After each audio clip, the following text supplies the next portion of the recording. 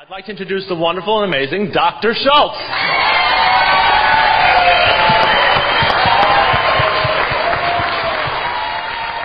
I love plants. I love herbs. I remember as a kid, I grew up in a rural environment, and there were plants all around me. There were farm stores, so there were plants everywhere. And I remember when I saw my first herb store, all these barks and berries and flowers and leaves inside jars, and I knew then that that was medicine. I knew it in every cell in my body and my being. I knew that's medicine. And I knew that one day I was going to know about this medicine. Had no idea I'd end up being an herbal doctor. Then my parents got sick and died when I was quite young. And then I got sick. And I strayed on my path of that knowing inside, moreover to pills. I started taking a lot of pills. Not pharmaceutical drugs, but health pills. I started taking vitamins and minerals and amino acids and enzymes, and I got so into it I actually got my first degree as a nutritional consultant, as a nutritionist, and I was taking pills. And I knew that I needed these substances. I just didn't know how to get them in my body. So pills made sense. And I remember with vitamin C, for a year I took ascorbic acid, because that's what we hear vitamin C is. And tonight I'll explain to you why that is so far from what vitamin C is. But I started taking ascorbic acid for about a year. And then the research was published, you can't assimilate ascorbic acid. And now I'm, wasted year, no vitamin C, okay. And the research said that you had to have ascorbic acid with bioflavonoids. Okay, no problem. Now I started taking ascorbic acid with bioflavonoids for another year. And then more research was published. You can't assimilate ascorbic acid with bioflavonoids unless all the flavones are there that we know of, and also hesperidin and rutin. 2 years down, no vitamin C in my body. I started taking ascorbic acid with bioflavonoids, with hesperidin and rutin. And there's another research paper. And now it says you can't assimilate that. You have to have ascorbic acid along with bioflavonoids, along with hesperidin, along with rutin, along with calcium in order to utilize it and get it in the cells of your body. And I was just about ready to start buying those pills when I got it. I had one of those epiphanies, one of those illuminations, one of those moments, because I knew the pill that had all of that in it. A tangerine, an orange, a lime, a lemon. Thank God I was eating these foods so I wasn't losing out. But this is the folly of trying to outdo God or nature or life or whatever you want to name you want to put on it. So I'm going to keep this here tonight as a memory of that. And I got some cool stuff right here. Except it doesn't work. See, man-made. I was supposed to do this for you. You have to turn it on. Okay. So, what is vitamin B 3297? Has anybody ever heard of that vitamin in here? I'm glad no one raised their hand. Because it doesn't exist yet. I believe it will. But right now we know about B1, B2, B3, B6, B9, B12, and there's some other factors that people are looking at like folic acid and biotin and all of that. But the reality is there's a lot more in a walnut, an almond, and sunflower seed than those numbers and letters. And we will discover that in another 50 years. Look at how fast technology is moving. Look at how in 100 years we're going to look back at this as the Stone Age. And we're going to realize also nutritionally all that we've been missing. So 2,000 years from now, there may be a vitamin B 3,297. There may be more, there may be less.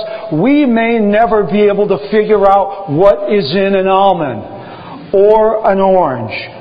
And I don't care, because I know that's food, and that's food for my body, and that's what I want to put in my mouth. So, what is a vitamin? We're going to talk a little bit about things like vitamins and antioxidants and free radicals tonight, because I find that most of my patients didn't know what they really were. And a vitamin is just the name that we put on something that we need for our health, but we can't make it ourselves. Okay, that's what a vitamin is. It's essential. Like you've heard of omega-3 and omega-6 oils, essential fatty acids. The reason we need to eat food with those things in them is because we need them to thrive and survive, and we can't make them. Most animals, reptiles, everything on the planet can make vitamin C, but for whatever reason, we cannot manufacture it in our body, so it's called a vitamin. It's essential. If we don't get it, everything that's essential, we get ill. Then we get diseased, and if we run out of it, we die. That's the bottom line with all vitamins. And this was discovered in the last few hundred years with all the vitamin deficiency diseases. And I'm going to talk a little bit about that. Okay, what is vitamin C? There's a big debate, and I will solve that for you tonight. Is it one chemical or 10,000? That's the debate. But I'll skip that for a moment. Everybody agrees that it's a water-soluble vitamin. What does that mean? That means that you can dissolve it in water. That means that when you take it in your body, when your body says, I got enough, you just pee it out. Which is the wonderful thing about getting your vitamins from foods.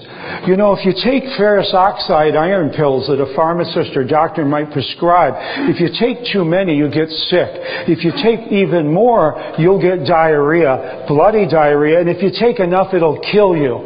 But how many people do you know that have been killed from eating beets? And they got plenty of iron in them, but your body has a choice to fill up and then go, I don't need any more. It's a wonderful thing. Nature's a wonderful thing. So that's what, you know, vitamin C, if you have an excess, you pee it out, you can't overdose. Therefore, you need a constant supply. Okay, what's scurvy? Well, sailors especially got diseases of a lack of collagen in their body. Their gums started bleeding. They developed all sorts of problems, and some of them even died. Has anybody ever heard of F. Magellan? Has anybody? Okay, Magellan was a Portuguese sailor who traveled the world because he said, you know what, I don't buy it's flat. I want it, I think it's round. And he worked and worked and sailed, and he actually made himself around the world, but he died on the way. In fact, of the 230 people on his ship, 208 of them died of scurvy. A lot of people don't know that. And in fact, it was killing most people aboard ships because all they were eating was meat and grains, salt tack and pork and dried meats and crackers, and they didn't have any fresh fruits and vegetables, which contain most of our nutrition. So it was a big disease, and then they discovered that if you took on board the ships things like lemons and limes and even the juice of them, you could prevent the scurvy from happening. And so that's when deficiency diseases, all the vitamins are known to be essential now, because when people didn't have them in their food program, they got sick and died. So that's really what a vitamin C is. Today it's very rare. to have scurvy. No one has scurvy in America. No one's dying from not getting enough vitamin C. No one's getting scurvy from not having enough vitamin C. But the health level in America is much lower than it needs to be. And one of the reasons is because we're not getting enough nutrition, and so our bodies are always on a subclinical level of disease. You don't have an official name for a disease, but you're not feeling healthy and strong. We're walking around anemic. Most of my patients, almost all of them, were anemic in nutrition. They were getting plenty of fat and cholesterol and salt and sugar, but they weren't getting enough nutrition, nutrients, vitamins, minerals, amino acids, enzymes. So the RDI, the recommended daily intake of vitamin C, is 60 milligrams. But there are people now saying that really that's just enough to keep you alive so you don't get scurvy. I want more than being pre-scurvy. Okay, I want more than being just a little before scurvy. I want great health. Okay, now a lot of experts are saying that we really need 1,000 to 2,000 milligrams a day, or 1 to 2 grams. And so we're going to be talking about that a little more.